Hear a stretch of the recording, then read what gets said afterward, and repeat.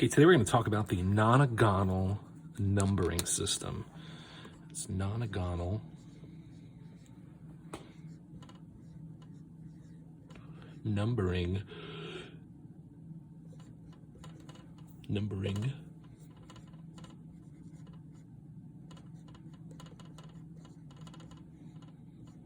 system. Nonagonal numbering system. And so I don't think anyone really realizes this, but let's take you through kind of where numbers come from. We're going to start here at the bottom of the nonagon with the number 1. Right? It's like the simplest form of counting is just the number 1.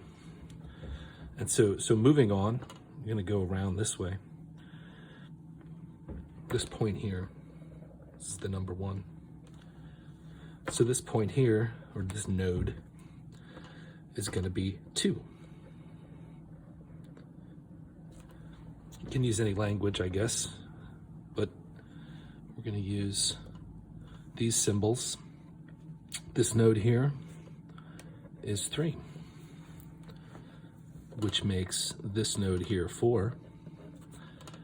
And this node here, I'm going to put it here, it's going to be 5. And that makes this node here a 6,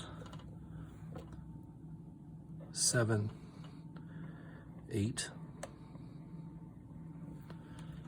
And then down here is the 9. And that's our nonagonal numbering system. You may have seen it like this, or some iteration where the 9 is at the top, and Tesla has a pattern, and he says, you know, if you understand 3, 6, 9, right, you'll understand the keys to the universe or something. So it got me thinking, you know, the nonagon obviously is something of importance, and I don't think people realize that every number in infinity exists inside this, and we're only going to use geometry, right? Just a little bit of geometry to kind of find some cool stuff. So if we start back here at this first node, you can see we've just counted upwards to 9, and we can't really do anything with these numbers except perhaps connect them into some sort of perfect geometry. And what I mean by that is there's really only one way that you can form 3 perfect equilateral triangles with 60-degree angles. And there's only one way to connect those to make that exist. And you can see the 1 connects to the 7, and then onward we connect to the 4, and you'll see a beautiful equilateral triangle will form.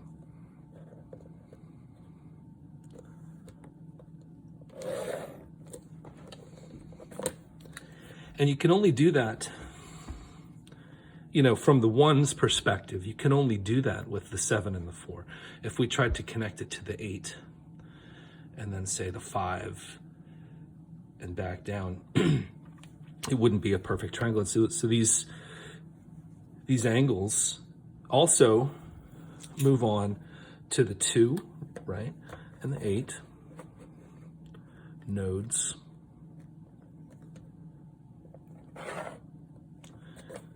Of course, the 8 has to connect to the 5 to make that triangle. You can try it any other way. But what you'll start to see here is something that the vortex-based mathematics community calls number families. And maybe you've heard them called number families. At this point, you could probably get out your calculator and look and see how these number families exist. They're all grouped in your calculator in this way. I don't think we ever really thought about why.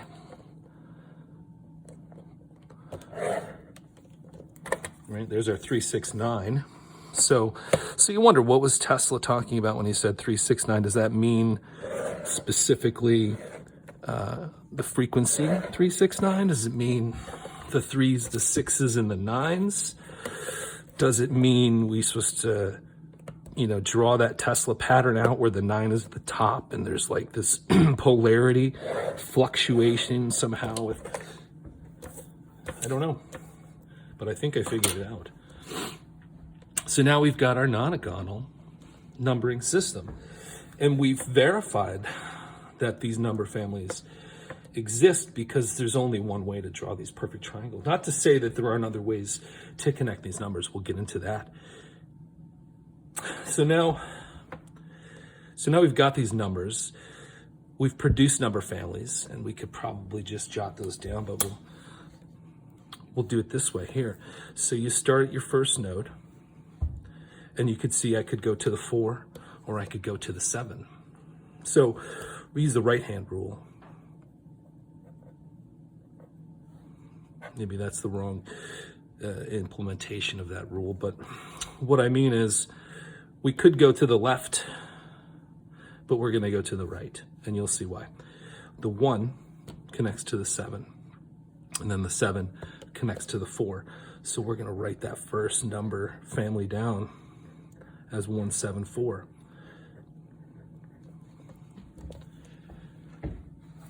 Same thing at the 2. We're going to go to the 2. We're going to take a right-hand turn to the 8. Right when we get to the 8, take that right-hand turn to the 5. So the 2 to the 8 to the 5. I've seen these numbers somewhere. The internet says these were discovered around the 11th century. I don't think that's true. So again, the 3, we're going to turn right to the 9 and then right to the 6. So we're going to go 396. And I think I've seen that number somewhere before. Again, perfect geometry here. Okay, the 4 to the 1 to the 7. You can see that number of groups already exists as 417. 5. I know you've seen this number before, right? 528.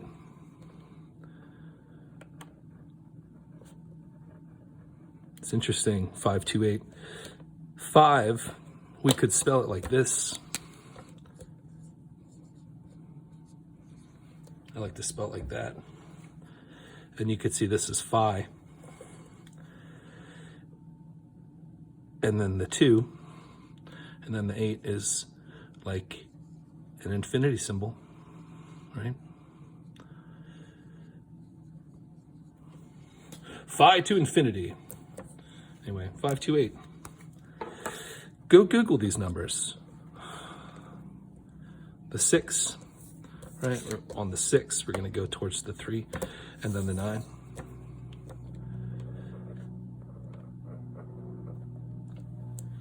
All right. 7, we know that number group. 7, 1, 4. I'm sorry, 7, 4, 1, right? 7, 4, 1, 8, 5, 2,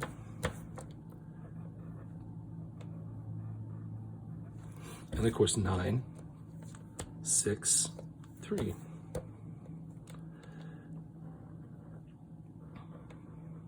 I'd like to make a note that 369 does not appear. Now, of course, if you went left, right, the number groups would stay the same. They would be in a different order. 369 would exist.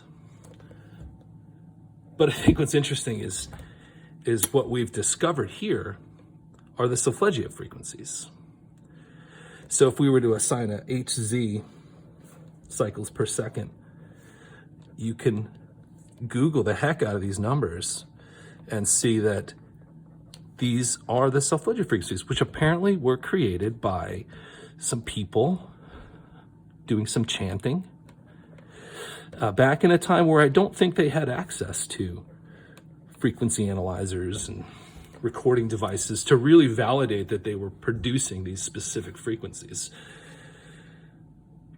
But also hidden in here and treating these like frequencies, we'll see that our whole number system is hidden in here. And you could see here as we count 1, 2, 3, 4, 5, 6, 7, 8, 9. See, 0 doesn't exist yet. It's a construct, it's an amplifier, it's a scalar. If we look at it like frequencies, it's how we increase the scale to infinity. Look at the second number. 1, 2, 3, 4, 5, 6, 7, 8, 9. The third number, 1, 2, 3, 4, 5, 6, 7. So I think we just broke the internet, right?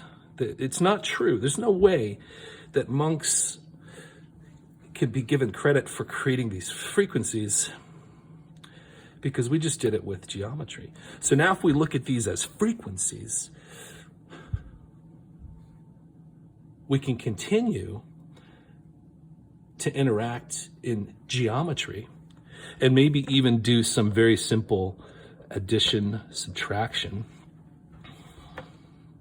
Those are kind of a conjugate. You'll see why.